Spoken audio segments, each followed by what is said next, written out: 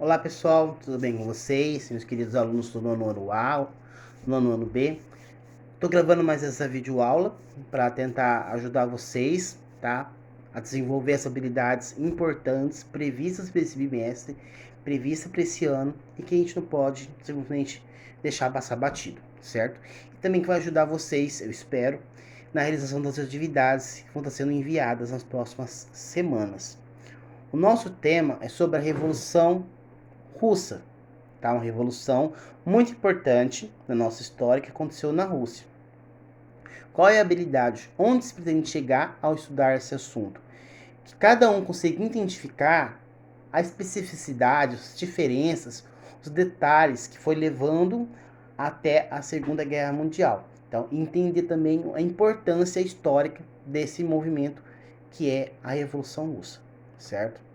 Mas para a gente conhecer e entender essa revolução que ocorreu na Rússia, é interessante que a gente consiga diferenciar revolução de revolta, que são dois termos que, volta e meia, vocês estão estudando aí em história. Tá? Então, o que é revolução? O que é história? Revolução é um processo que vai causar, né, vai alcançar o seu objetivo, vai acontecer e vai provocar grandes mudanças. Vai mudar a sociedade, a política, a economia. Por exemplo, a Revolução Francesa, a Revolução Industrial. Então, a revolução é um processo que vai gerar grandes transformações, transformações profundas na sociedade e na política. Já revoltas são movimentos, muitas vezes movimentos violentos. A maioria desses movimentos acabam sendo sufocados pelas autoridades, certo? E dentro do próprio movimento, ele não traz como objetivo grandes mudanças. Ele procura resolver um problema imediato daquelas pessoas, mas não tem como propósito uma mudança muito grande. Por exemplo, revolta dos malês, revolta da chibata, farrapos. Vamos lá. Como que era a Rússia antes dessa revolução, desse processo que vai gerar uma grande mudança na Rússia e vai abalar as estruturas do mundo inteiro praticamente mais tarde.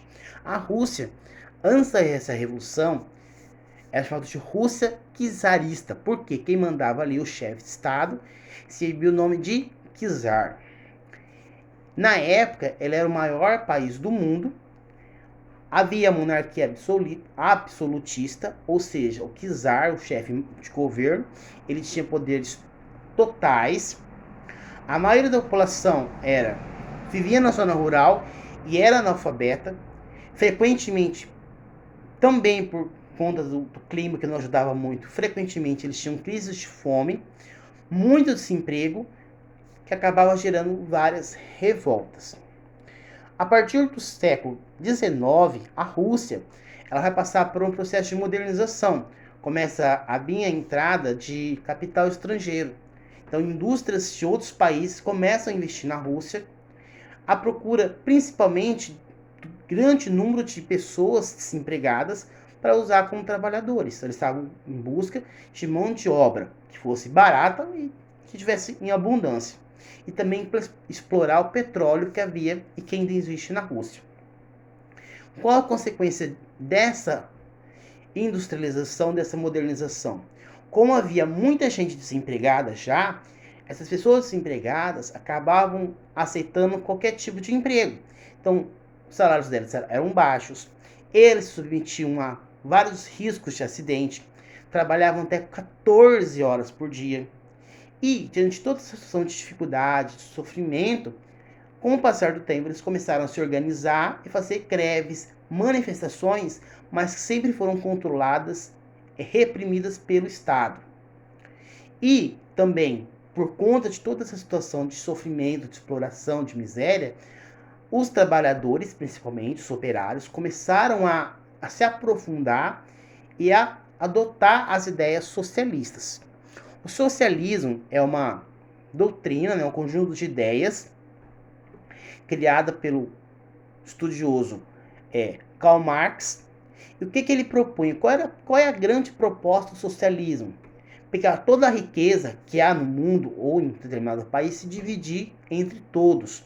Isso ia fazer com que houvesse uma maior igualdade. Acabar com o liberalismo, ou seja, toda transação comercial deveria ter a interferência do Estado, acabar com as injustiças sociais, fazendo surgir então uma nova sociedade sem divisão de classe. E na Rússia?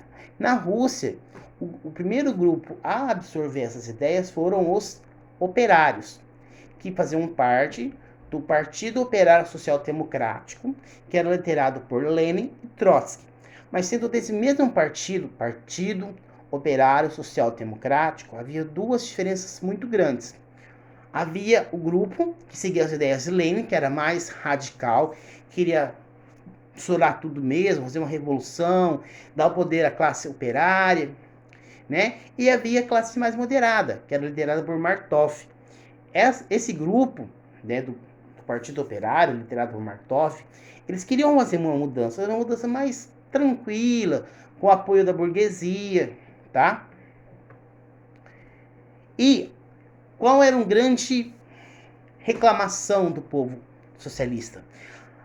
A população vê uma grande situação de miséria, de exploração, desemprego, subemprego, e o chefe de Estado, czar, ao invés de investir o dinheiro que tinha, o recurso que tinha para resolver esses problemas, eles viviam se envolvendo em guerras, seja com o Japão, mais tarde com a Primeira Guerra Mundial. Então esse foi um dos motivos que deixou a população pé da vida e que levou eles a fazerem a revolta. Num domingo de 1905, um grupo de manifestantes vão marchar em direção do Palácio de Inverno de São Petersburgo, que era o lugar onde vivia o czar, para entregar um abaixo-assinado. Era uma manifestação totalmente pacífica. Mas o que vai acontecer? Essa manifestação vai ser recebida pelos guardas a tiros. Então muita gente vai morrer. Por isso esse episódio, que havia ocorrido no domingo, ficou conhecido como Domingo Sangrento. Tá? Mesmo com essa repressão do Estado, as greves continuaram, as manifestações continuaram cada vez maior. E aí eles conseguem, em 1917, tá? Tirar o czar do poder e proclamar uma nova república. Essa república foi conduzida, governada, liderada por um governo provisório, que foi de Alexandre Kerensky. Esse Alexandre Kerensky tinha pontos positivos, mas também tinha alguns pontos negativos, tá? Ele libertou os presos que haviam sido presos por se manifestar contra o czar, tá? Concedeu liberdade para a imprensa para se manifestar, mas fez com que a Rússia continuasse na guerra. Com isso, o pessoal vai ficar pé com ele, porque o objetivo deles era tirar a Rússia da guerra, né? Não tinha sentido a Rússia, com tanto problema, continuar participando de guerra. Tinha que resolver o problema deles primeiro. E aí, com essa permissão que o Kerensky dá dos presos políticos de voltarem para a Rússia, com esses presos vem o Lenin, um grande líder socialista, que com o lema paz, terra e pão, vai mobilizar o povo para acabar com esse governo provisório de Kerensky e instaurar um novo governo. Então ele dá um golpe, o Lenin, e decreta a Revolução Bolchevique. Ele acaba com o governo de Kerensky e dá início a um novo governo, o governo dele, né? Um governo totalmente socialista.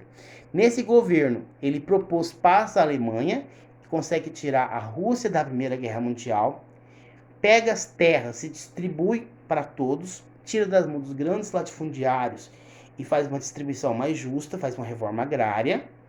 As empresas, bancos, que eram de outros países, mas que estavam ali explorando a Rússia, passam a pertencer ao Estado russo e homens e mulheres passam a ter os mesmos direitos. Ele vai criar também a NEB, que é a Nova República Econômica, né? Mais tarde, para incentivar o desenvolvimento da Rússia, ele passa a incentivar o comércio de pequenas empresas e também dos agricultores. E forma-se em 1922 a URSS, União das Repúblicas Socialistas Soviéticas, que é a união de vários países pequenos que se localizam perto da Rússia, que passam a pertencer a essa união, que, claro, é liderado pela União Soviética. Quais os grandes resultados dessa revolução? Mostra a possibilidade de um novo sistema, né, que até então só havia o capitalismo, com essa revolução que implantou o socialismo na Rússia, mostra que era possível um novo sistema político-econômico, que no caso é o socialismo, garante liberdade de direitos para homens e para mulheres, pelo menos na Rússia, certo? Favorece a luta de dependência na África, né? E principalmente, como havia ocorrido essa revolução lá na Rússia, feita pelos trabalhadores, os outros países passam a ceder mais fácil à pressão dos trabalhadores, né? Inglaterra, Alemanha, França passa a ceder mais rápido às pressões dos trabalhadores de lá. Por quê? Porque eles tinham medo que os trabalhadores de lá também fizessem uma revolução e também implantasse o socialismo. Agora a gente vai conhecer bem rapidamente os países que adotaram o socialismo. Primeiro foi a Rússia e depois quais foram os outros países que também adotaram o socialismo. Então na Europa a gente tem a República Popular Socialista da Albânia, Alemanha Oriental, Bulgária, Finlândia, Hungria, Iugoslávia, Polônia, Romênia, Tchecoslováquia e, claro, ela, né, a poderosa União Soviética. Na Ásia, os países que adotaram o socialismo foram Afeganistão, China, Iêmen, Vietnã e Coreia do Norte. Na África, Angola, Benin, República Democrática do Congo, Etiópia, Moçambique e Somália. E na América, apenas 2, Nicarágua e Cuba, que até hoje, né, tem muitos aspectos ali socialistas.